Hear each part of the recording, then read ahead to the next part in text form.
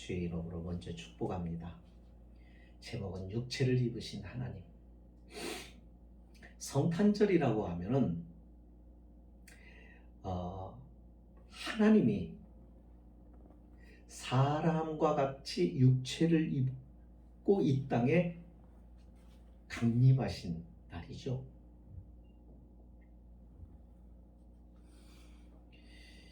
그것을 해마다 기념하며 주님의 오심의 의미를 생각하는 날입니다. 그런데 이 성탄절이 시간이 갈수록 성탄의 의미와 목적이 희석이 되어버려요.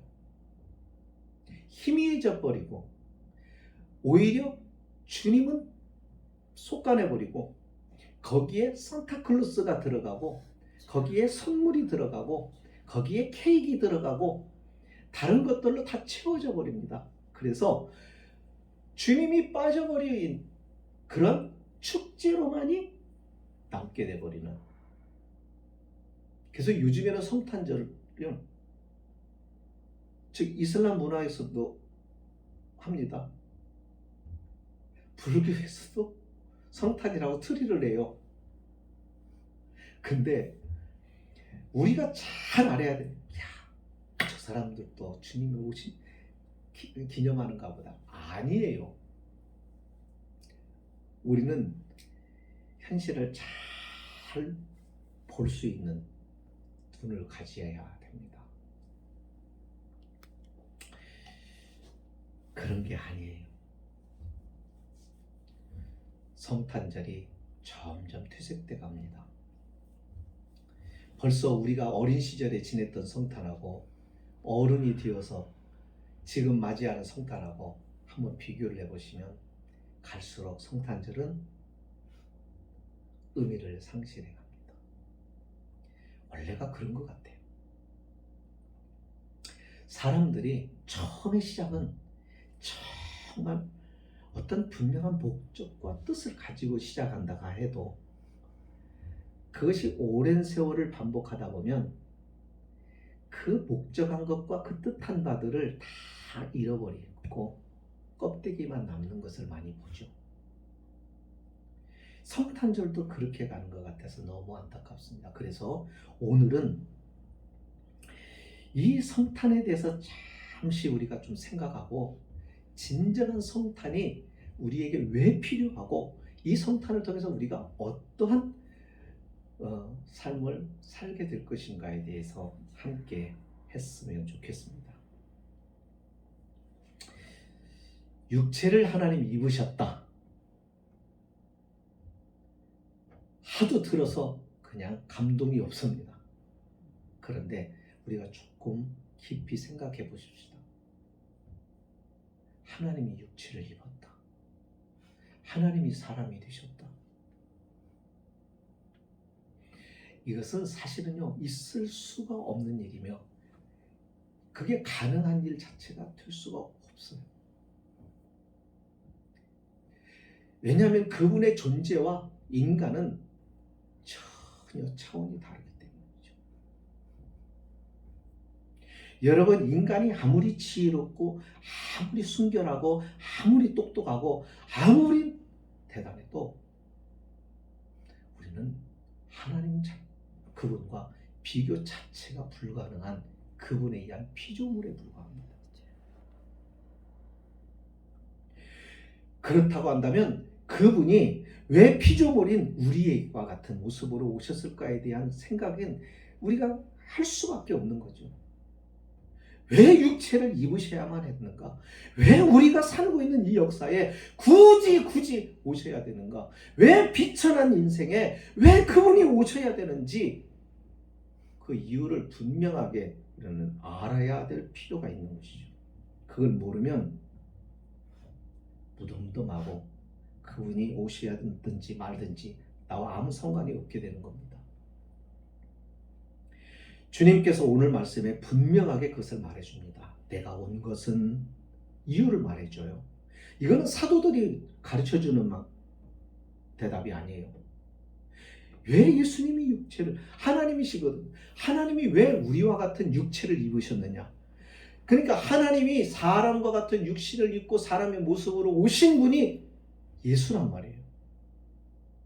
그분은 영이시란 말이에요. 모든 천군과 천사들의 찬송과 영광을 받으시는 분이고, 천사를 창조한 분이고, 이 세상과 우주와 만물, 눈에 보이는 세계와 눈에 보이지 않는 영적인 세계를 다 아우러 창조하신 그분이시란 말이죠. 그분이 직접 우리와 같은 모습으로 오셔서 당신이 왜 이 땅에 오셨는지 이유를 설명을 하기를, 내가 온 것은 양으로 생명을 얻게 하고 더 풍성히 얻게 하려는 것이다 라고 말씀합니다. 뭘 얻게 한다고요? 생명을요. 생명을 줄 수 있고 생명을 거둘 수 있고 생명을 주관할 수 있는 권한은 생명을 창조하신 하나님밖에 할 수 있는 존재가 없습니다. 누구도 생명을 줄 수 없습니다. 하나님 외에는. 그래서 생명이 귀한 거예요. 생명은 아무나 주거나 받을 수 없는 것이고 아무나 생명을 함부로 해하면 안 되는 것이죠. 왜? 하나님의 주권에서 오직 하나님으로부터만 나오는 거니까. 인간은 생명을 그래서 만들 수가 없어요. 인간의 과학이 아무리 발달을 해도 생명을 못 만들어요. 영원히 그것은 만들 수가 없어요. 다른 거 다 할 수 있을지 몰라도 그것만큼은 절대로 할 수가 없어요. 불가능해요. 이것이 인간의 한계인 거예요. 하나님께서 육신을 입고 이 땅에 오셔서 주시려고 하는 것이 뭐였냐면, 왜 오셨느냐면 생명을 주려고요. 이 생명은 당신의 생명입니다. 그 생명을 우리에게 왜 주십니까? 생명이 죽어 있기 때문이죠. 동물과 같이 눈에 보이는 세계만 바라보게 되어버린 거예요. 보이지 않는 하나님과 하나님의 역사심을 바라볼 수 있도록 지음받은 인간이 눈이 멀어버리고 귀가 어두워져 버리고 감각이 죽어버려 영적인 것에 대해서 무지하게 되어버린 것입니다. 그래서 하나님을 몰라보는 거죠. 자기를 지으신 분, 자신의 생명의 주인인 분, 우리가 살고 있는 이 세상의 참 주인이 누구인지를 모르고 살아가는 거예요. 그러니까 지가 주인인 거예요. 우리가 주인 노릇하는 거예요.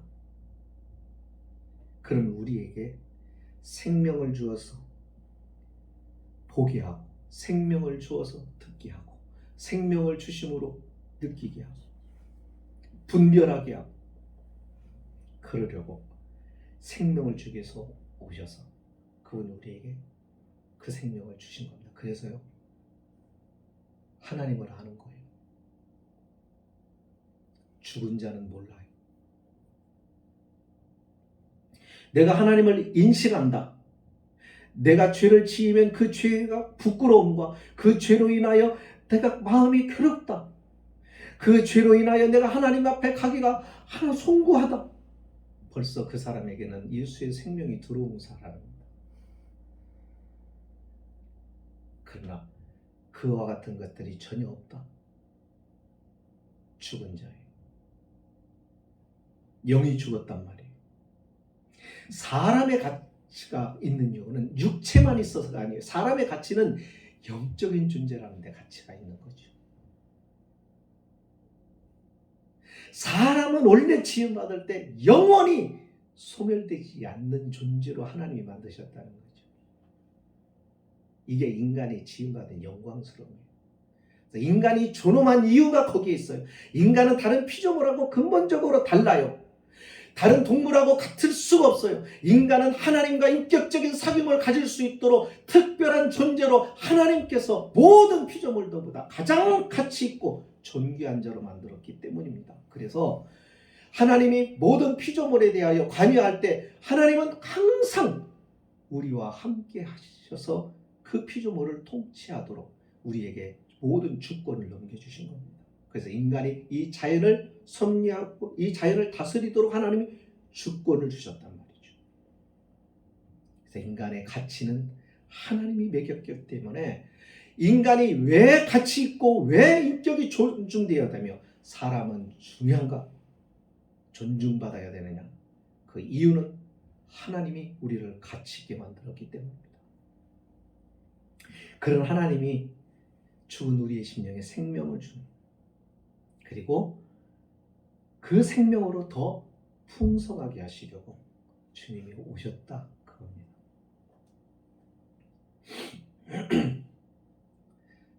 여러분, 우리가 살아가면서 기쁜 일도 경험하지만 어떤 때는 막 힘든 일도 만나고요. 어떤 때는 막 정말 슬픔에 한없이 우리의 마음이 밑바닥으로 곤두박질 칠 때가 있고요.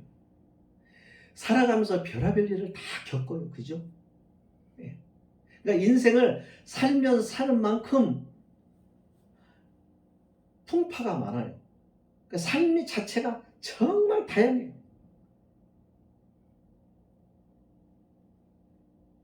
자, 그러면 너무 힘들고 막 괴롭고 그럴 때면 살 가치가 없는 걸까요? 아니에요. 내가 살아있기 때문에 그것을 다 경험하는 거예요. 내가 살아있다고 하는 것이 이 모든 것을 겪게 하는 거예요. 죽으면 이 모든 것들을 겪을 수가 없어요. 살아있기 때문에 그래요. 그러니까 살아있는 사람들은 그것을 과정들을 겪고 그 모든 환경들을 접하면서 뭐를 배우고 더 성숙돼지고 그걸 통해서 더 단련되어지고 더 아름답고 귀하게 나아가는 것입니다. 그러니까 살아있는 것이 굉장히 중요하죠. 그러니까 이거예요. 여기서 육신의 생명만 살아있는 게 아니라 우리의 영이 살아있다고 하는 말은 무슨 얘기예요? 주님이 우리의 영을 살리시는 이것은 우리의 영이 살아서 영적으로 모든 것을 바라볼 수 있고 분별할 수 있고 판단할 수 있고,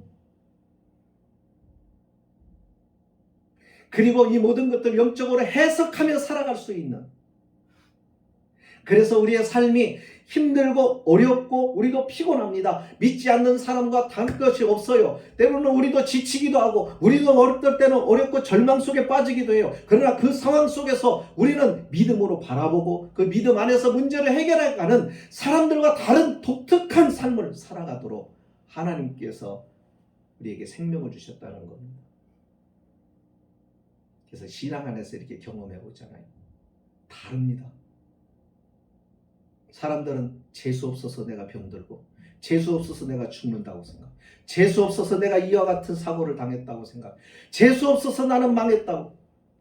그러니까 거기에 뭐가 있어요? 감사가 있어요? 없어요. 거기에 뭐가 있어요? 아무 의미도 없어요. 인생 지겹고 짜증나. 내가 왜 태어났을까? 그러나 우리는 아닙니다. 우리의 살아가는 삶의 때로 힘들어요. 그러나 이 힘든 것이 의미 없는 게 아니야. 하나님께서 이 나를 사랑하신 하나님이 왜 내 앞에 이와 같은 문제들을 만들어 놓으셨을까? 그 만들어 놓으신 이유는 이것을 통하여 나를 어떻게 하시려고? 세우시려고. 이것을 통하여 나를 더욱더 성숙하게 다듬으시려고. 이것을 통해서 나로 하여금 더 깊은 생각을 갖게 하시려고. 이것을 통하여 나로 하여금 땅의 것이 아닌 위에를 바라보고 살아갈 수 있게 하시려고 하나님께서 이 모든 과정을 내게 허락하십니다. 그러므로 이런 것들은 나를 연단하기 위한 하나님의 도구에 불과해요. 절망할 수가 없습니다. 이것을 깨닫는 순간에 하나님을 바라보고 감사하며 이것을 이길 힘을 달라고 하나님 앞에 기도하며 나아갑니다. 견디어냅니다. 싸워갑니다. 인내합니다. 그러므로 이 모든 것들을 통하여 새로운 경험들을 하는 겁니다. 세상 사람들이 알지 못하는 아름답고 고귀한 경험들을 합니다. 인생이 나 혼자가 아니구나. 나의 삶 속에 하나님이 개입하시는구나. 그분이 내 속에 오셔서 나와 동행하시는구나. 그분이 나의 삶을 이끌고 가시는구나. 하나님이 보이는 겁니다.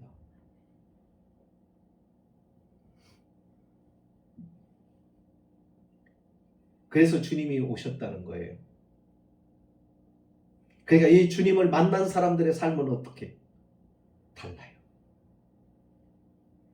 시편 23편에 다윗이 우리 주님께서 하신 말씀에 대하여 잘 설명을 합니다. 오늘 말씀에 생명을 얻고 더 풍성히 얻게 하려고 주님이 오셨다고 그 이유를 설명해 주셨잖아요. 그러면 더 그 생명의 풍성함이 무엇일까? 이것을 다윗이 시편 23편에서 설명을 해줘요.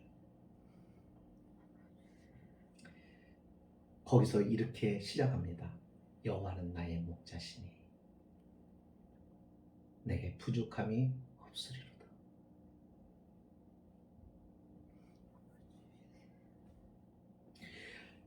하나님과 자신의 관계를 목자와 양으로 이해합니다. 왜 그러냐면 다윗이 목동이었기 때문이에요. 자신이 직접 양을 치워봤어요. 양을 몰아봤어요. 양과 함께 지내봤어요. 어린 시절부터 그는 목동지기로 양과 함께 생활했습니다. 그래서 양의 습성을 잘 알아요.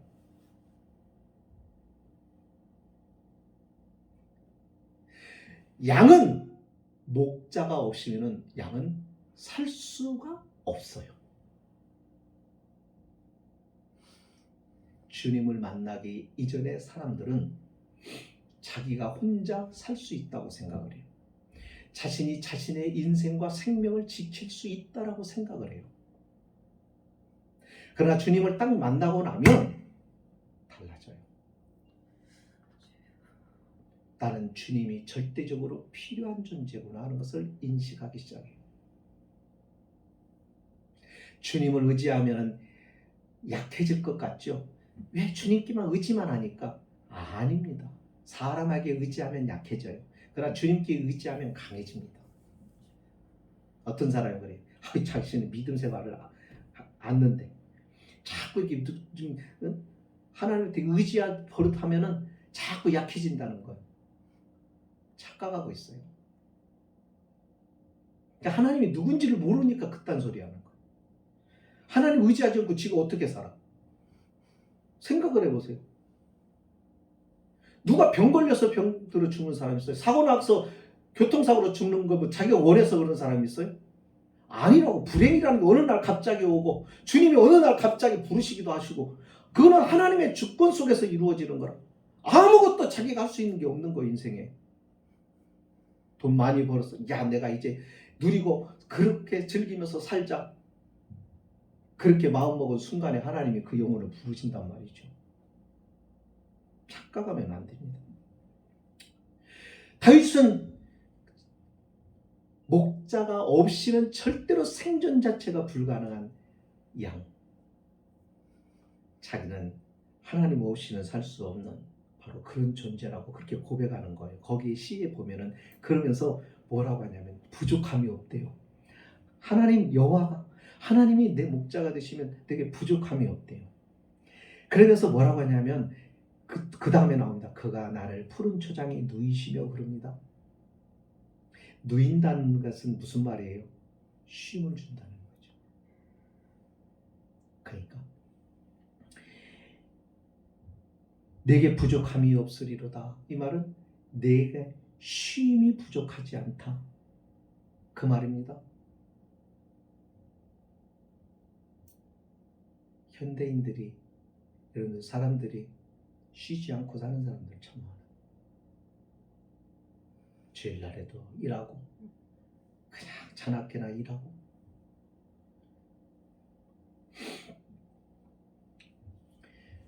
또 가만히 있다고 그런 게 아니에요. 근심이 있고 막 걱정이 있고 이게 쉼이에요. 재밌는 게 양은 눕는 일들이 없어요. 별로. 근데 양이 누울 때가 있습니다. 왜 양은 언제 누울까? 생각해 보신 적 있으세요? 양이 누울 때는 양이 눕지 않는 이유를 먼저 설명할 거예요. 그 이유는 두려웠기 때문에. 양은 항상 힘이 없거든요. 그래서 살펴야 되는 두려움이 가득 차. 어떤 큰 소리만 해도 깜짝깜짝 놀라요. 그래서 늘 긴장을 해요. 양은 심지어는 들판에 있다 보니까 이런 벌레들에 의해서 막 괴롭힘을 당하죠. 막 그것 때문에 눕지를 못하는 거예요. 그러니까 쉼이 없어요. 또 배가 고프면 그래요. 이게 양이에요. 양이 누울 때는 언제냐면 이런 것들이 다 해결될 때예요. 근데 이것을 스스로 해결할 수가 없어요. 양들은. 누구에 의해서 이 문제가 해결이 돼야 돼요? 목자에 의해서.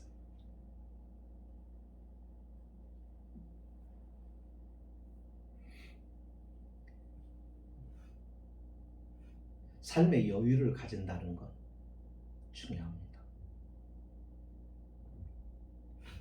사람들은 휴식을 중요하게 생각하지 않는데 굉장히 중요합니다. 이때 생각을 하게 됩니다. 이때 고뇌를 하면서 인생을 알게 됩니다. 생각하면서 사람의 생각이 깊어지고 사람의 생각이 깊어지면서 하나님을 만납니다. 여러분, 아무 생각 없이 사는 사람이 있다고 하는데 그 사람과 어떤 사람은 나는 누굴까? 왜 내가 태어났을까? 왜 내 살아가는데 삶에 내 의지와 내 의도와 내가 계획하는 대로 인생이 사라지지 않을까? 도대체 나는 누굴까? 내가 아닌 어떤 절대적인 존재가 있을 것 같은데 그러면 그가 정말 계실까? 이렇게 고민과 생각이 깊어 있는 사람이 하나님을 만나겠어요? 누가 만나겠어요? 아무 생각 없는 사람이 만나겠어요? 생각이 있는 사람. 옛날에는 이 고민들이 참 많았습니다. 근데 지금은 없습니다. 이런 생각들을 하는 사람이 없습니다. 요즘에 대학 가면 철학가들이 다 없어졌어요. 인문학이 다 죽어버렸어요. 다 모든 대학들이 뭐만 있냐면 돈 버는 데.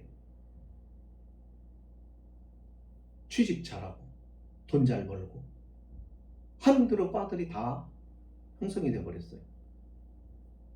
우리가 어렸을 때만 우리 대학 갈 때부터 철학과 많이 갔어요. 사고하고 생각하고 인생에 고민하고 그러면서 막 깊이 들어고 문학적이고 철학적이고 그런 사람, 생각을 깊이 하는 사람이 하나님을 만날 수 있는 좋은 환경을 갖는 거죠. 여러분, 일을 바빠도 잠깐 쉬세요. 일이 전부가 아니라는 것을 아셔야 돼요. 하나님이 주일을 정해놓으신 데는 이유가 있어요. 멈추어라. 너의 인생을 살아가는데 일이 중요한 게 아니라 일은 하나의 수단이고 너의 자신이 중요한 거예요.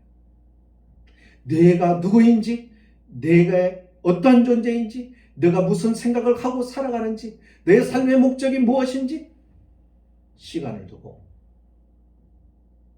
너를 지으신 하나님 앞에 질문하면서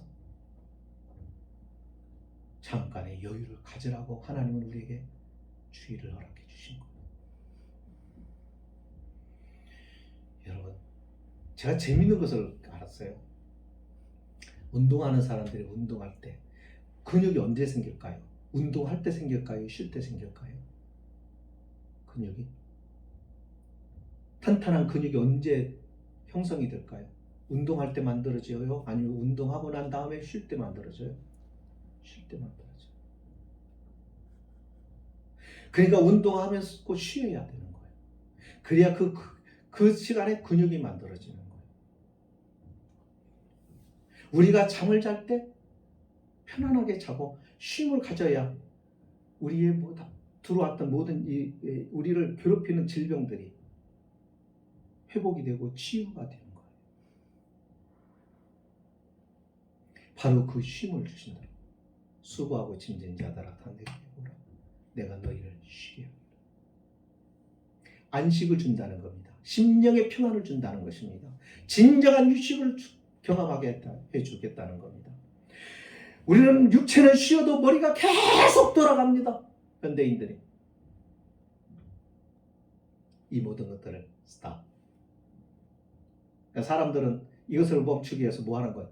물멍, 불멍, 그죠? 멍 때리는 것이죠.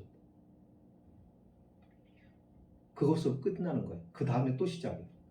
아, 하나님, 그 하나님, 주님이 오신 것은 바로 우리로 하여금 진정한 쉼을 주시고. 다윗은 말합니다. 그 다음에 쉴만한 물가로 인도하시며 의의 길로 인도하신다고 그랬어요. 주님이 오셔서 우리를 인도하신다는 겁니다.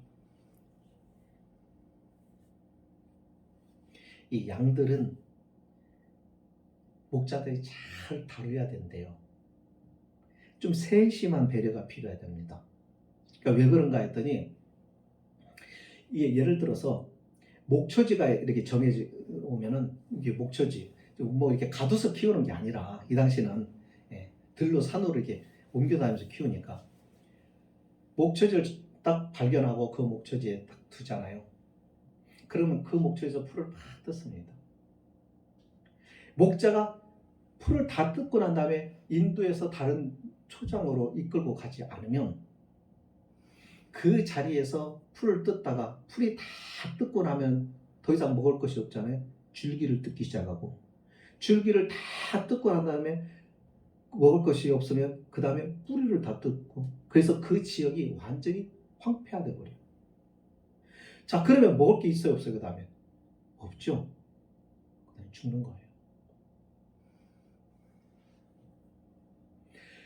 새로운 목초지로 가서 목적을 하고, 그 다음에 그동안에 여기에 다시 새싹이 돋아나겠죠. 그러고 나서 또 먹으면 되는데 그걸 생각을 못하는 거예요. 우리 인생이 그렇습니다. 우리는 잘한다고 하고, 우리는 좋은 거라고 생각해서 열심히 하고, 우리는 이것이 최선이라고 해서 열심히 달려가는데 결국 마지막에 가면은 헛된 짓을 하는 것이 상당히 많아요.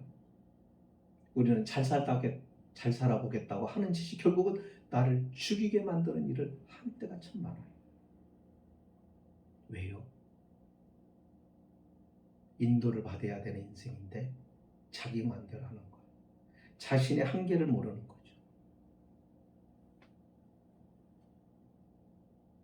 그런 우리에게 주님이 우리의 인도자가 되어주시겠다. 그래서 우리로 하여금 우리의 삶이 풍성케 하겠다.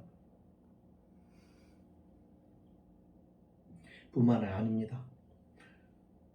다윗은 이렇게 또 말합니다. 내가 사망의 음침한 골짜기로 다닐지라도 해를 두려워하지 않을 것은 주께서 나와 함께 하심이라. 주의 지팡이와 막대기가 나를 안위하신다.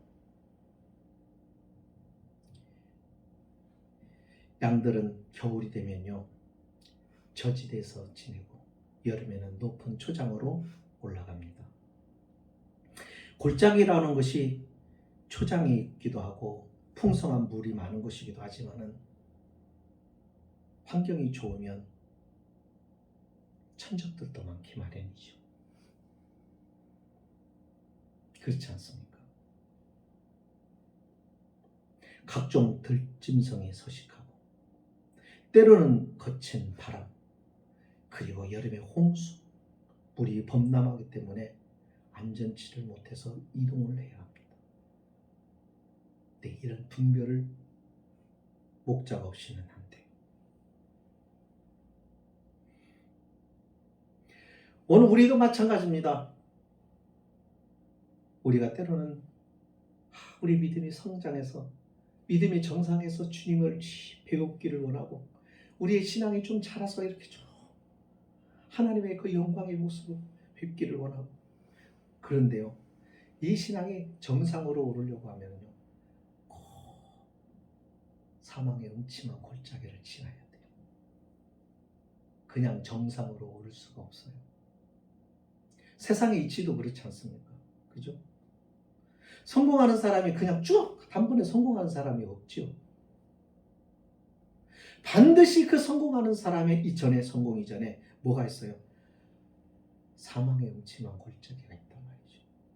힘겨운 시간들이 있단 말이죠. 여기를 통과하지 않으면, 이 골짜기를 통과하지 않고서는 정상에 오를 수가 없고, 믿음의 그 정상에 갈 수가 없습니다. 그런데 이 골짜기를 지나다가 낭패를 보는 경우가 많아요. 그래서 안전하게 보호해 줄 것이 필요한데 우리의 보호자가 되어 주시겠다는 겁니다.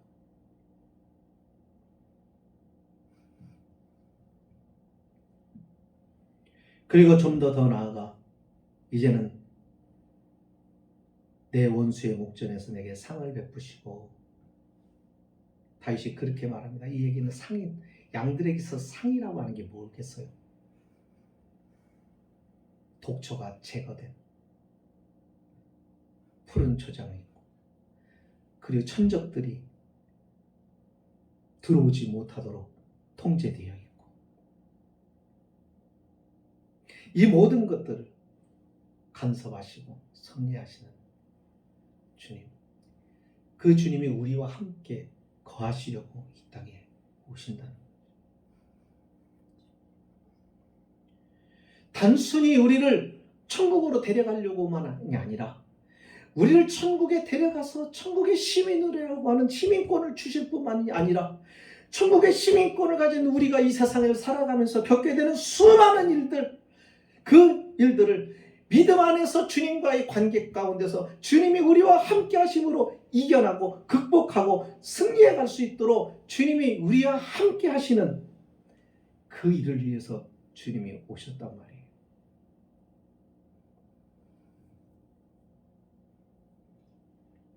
그러니까 우리가 생각해야 되는 게 뭐냐면, 좀 힘들어요, 어려워요, 우리의 환경이 조금 어렵고 막 힘들어요. 그러면 그 힘든 걸 생각하는 게 아니라, 여러분, 우리가 뭐냐면 주님이 내게 생명을 주신 이 생명은 어떤 생명이냐? 죽지 않는 생명이잖아요. 밟히지 않는 생명이잖아요. 꺼지지 않는 생명이잖아요. 그 생명을 주셨으니 그 생명을 주신 주님이 또한 함께 하신다고 하셨고, 더 이것으로 인하여 더 풍성하게 우리의 삶을 만드셨다고, 이 약속을 믿자고요. 그것을 붙들고 가자는 거예요. 그러면 우리의 삶이 더 역동적이라는 것이죠. 그러니까 삶에 대하여 좀 역동적으로 살아야 돼요. 풍성한 경험들을 하시라는 거예요. 시련 앞에서 싸우며 견디며 여기서 하나님이 어떻게 나를 붙드시고 인도하실 것까에 대한 믿음의 기대와 열정을 가지고 하나님을 꼭 붙들고 가란 말이에요. 하나님이 어떻게 피할 길을 만드시는지, 하나님이 어떻게 나를 이 강을 건너게 하실 것인지, 하나님께 모든 걸 맡기고 의지하고 가다 보면 하나님이 나를 어떻게 인도하시는가를 뚜렷하게 경험하게 된다는 것입니다. 그것이 구약에 기록되어 있는 많은 역사적 사건들입니다. 그래서 그런 고백을 하는 겁니다.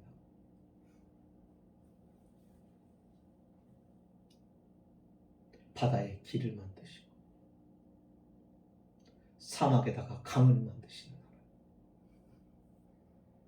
추상적인 이야기가 아니라 이스라엘 백성들의 삶을 직접 그렇게 만들어 주셨던 하나님. 홍해에다가 물을 갈라버리고 요단강을 갈라버리고 마른 땅과 같이 만들어버렸습니다. 그리고 자기 백성을 걸어가게 하시죠.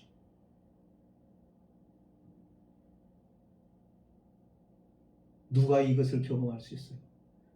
이스라엘 백성이니까. 하나님의 백성이니까. 애굽인이 경험했습니까? 모압 족속이 경험했습니까? 누구도 경험할 수 없습니다. 주님과 인연이 닿은 사람, 주님과 연결되어 있는 사람,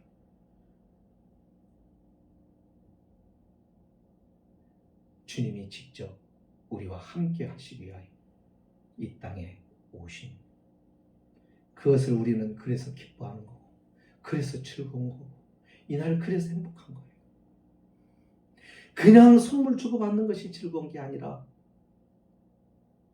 우리의 삶에 구체적으로 사랑하셔서 함께 하신 이 지구상에요, 수많은 종교가 있지만 어떤 종교도 자기 신이 자기를 위해서 오고 자기 그 영광스러운 보좌를 버리고 죄인 가운데 자기들에게 와서 생명을 주고 새 생명을 자신의 생명을 버리고 새 생명을 주 하는 신은 없습니다.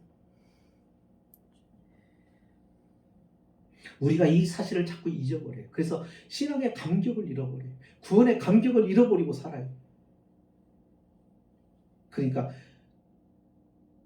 생명의 역동성이 없는 거죠.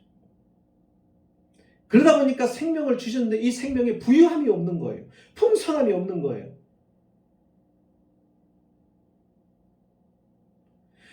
주님이 주시는 풍성함을 못 누리니까 이 풍성함을 어디서 채우려고 하냐면 세상 방식으로 채우려고 하는 겁니다.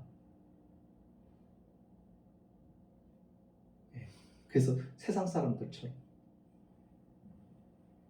그렇게 살지 말자는 거예요.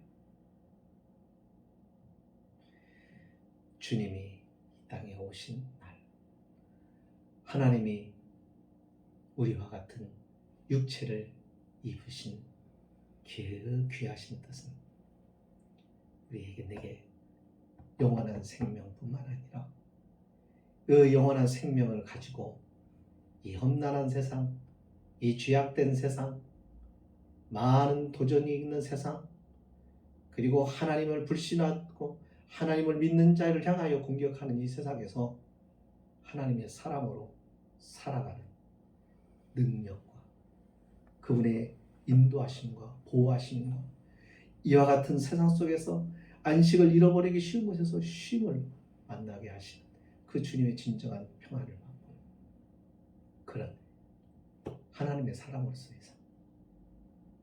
우리 주님 풍랑 속에서도 주무시는 거 보세요. 다 죽겠다였다고 난리여도 주님은 평안을 잃지 않으시죠. 왜요? 풍랑을 이기는 능력이 그분에게 있습니다. 그분이 또 우리와 함께 하니까. 그러니까 불안했던 우리에게 왜 두려워하느냐? 믿음이 적은 자다. 세상에 온통 코로나로 난리법석이라.